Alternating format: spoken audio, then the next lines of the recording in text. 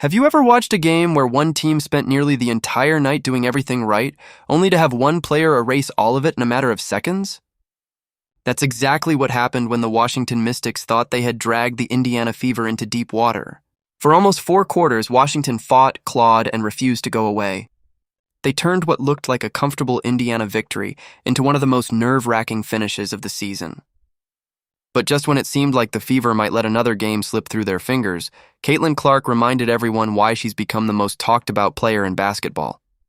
The crazy part is that the final shot wasn't even the biggest story. What happened afterward sparked debates across social media, ignited criticism toward Indiana's coaching staff, and left fans arguing about whether the Fever are actually as good as their record suggests. One impossible-looking shot changed the result, but it also exposed problems that many people believe have been building for weeks.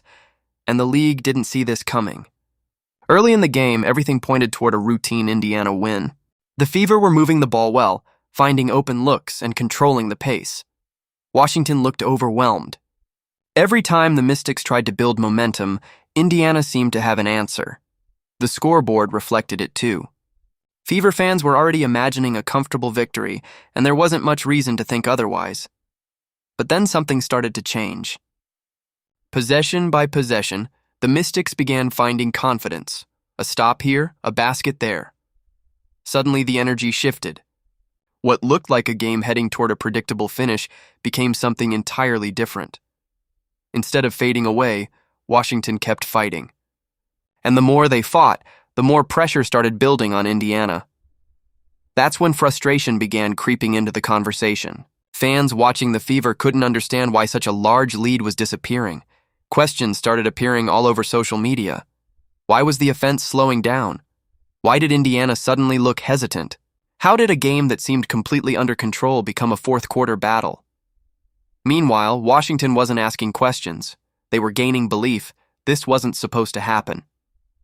The Mystics entered the game dealing with injuries and relying heavily on young players. Most rebuilding teams would have folded under those circumstances. Washington did the opposite. Every time Indiana tried to pull away, the Mystics answered. Every big shot from the Fever was met with another response from Washington, and that resilience wasn't accidental. After the game, interim coach Sidney Johnson made it clear what impressed him most. It wasn't statistics, it wasn't individual performances, it was toughness.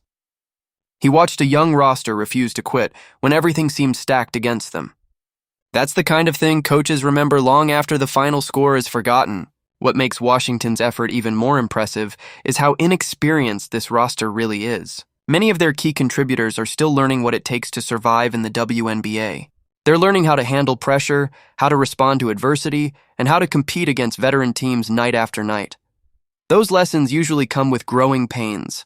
But against Indiana, those growing pains turned into progress. The Mystics didn't play like a rebuilding team. They played like a group that believed it could win. And for a while, it looked like they actually would. As the fourth quarter unfolded, the tension became impossible to ignore. Every possession mattered. Every defensive stop felt huge. The atmosphere changed completely. What had started as a comfortable evening for Indiana was now becoming a survival test. Then things got even more chaotic. Questions about officiating began flooding social media. Fans argued over calls. Others questioned no calls. Every whistle seemed to trigger another debate. At the same time, criticism surrounding Indiana's coaching decisions grew louder. Supporters wanted answers for how a double-digit lead had vanished. Some blamed execution, others blamed strategy. And a growing number of fans pointed directly toward the coaching staff. The Fever were still in position to win, but confidence wasn't exactly high. The game had become messy. Instead of celebrating a dominant performance, Indiana found itself fighting for every inch. That's what made the final moment so fascinating. Because when pressure reaches its highest level, most players become cautious. They worry about mistakes. They worry about failure. They worry about becoming the reason their team loses. Caitlin Clark seems to operate differently.